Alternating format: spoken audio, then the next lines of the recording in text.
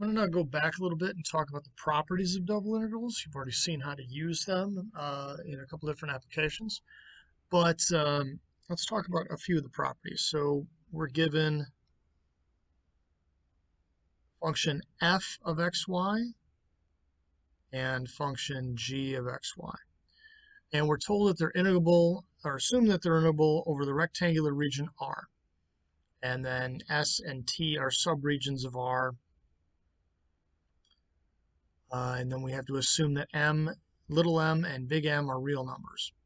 So that last bit doesn't come into play until I think number 5 or something. But anyway, uh, so the first thing should be obvious, the sum of this whole thing.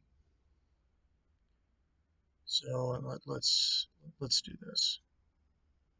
The sum of G and F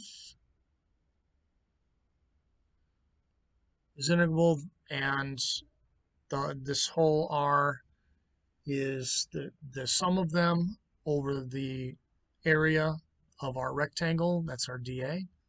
Then we can break them up into pieces. So if we can add them in here, I've got add them, we can break them apart.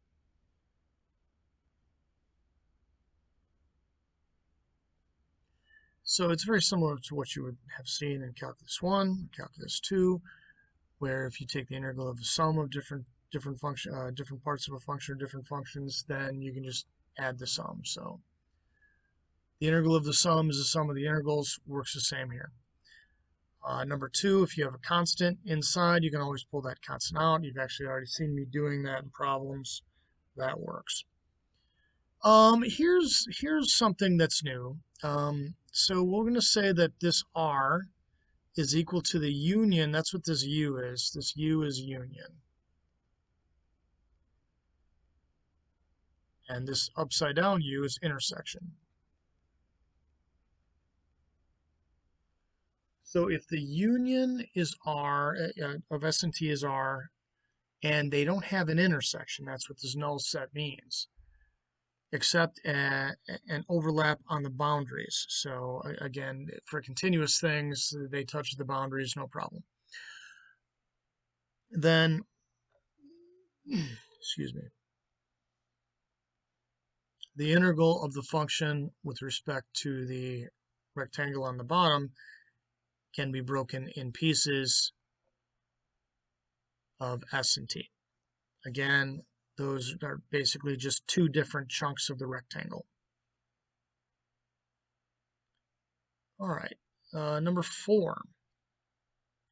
This one should be intuitive. So if our function is greater than or equal to, our function of f is greater than or equal to our function of y for all xy, which means it's always higher up, then the area, or actually would be the volume,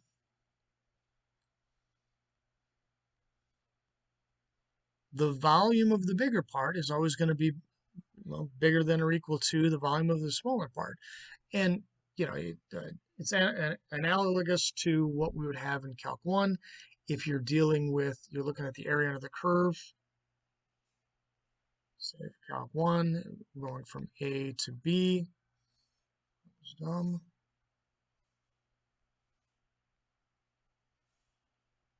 If I've got, this is f of x, and this is g of x, and we're looking at the area under the curve. Well, if g of x is always bigger than f of x, the area under the curve is going to be bigger as well. That's the same principle that's happening on number 4 there. Number 5, if you've got some constants, so again, recall m and big M are real numbers, then if we multiply our m times our area of the rectangle, the little one, it's this part here, if m is strictly less than our function, some constant, so essentially our curve or whatever, we'll look at it here. Let's use a better color. say this is M.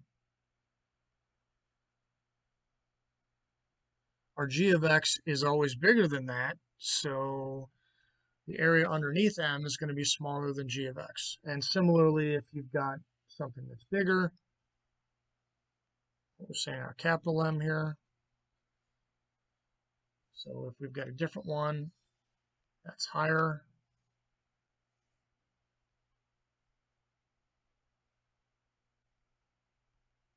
that's going to be greater than or equal to our function g of x because it's always higher than it. So that's not bad. Again, I would say that that's should be equally intuitive to number 4. Number 6, however, so this is going to kind of stray a little bit from what you may know of integration. So we're looking at a product here. If we've got the function f of xy, but it can be factored into just two separate things, say g of x. That's too dark.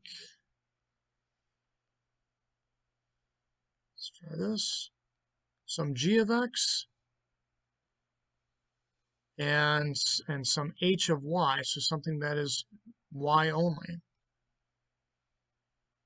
Then you can multiply it as just a product of the individual integrals. So if it's not all mixed up as x's and y's, you can actually break it up into a product.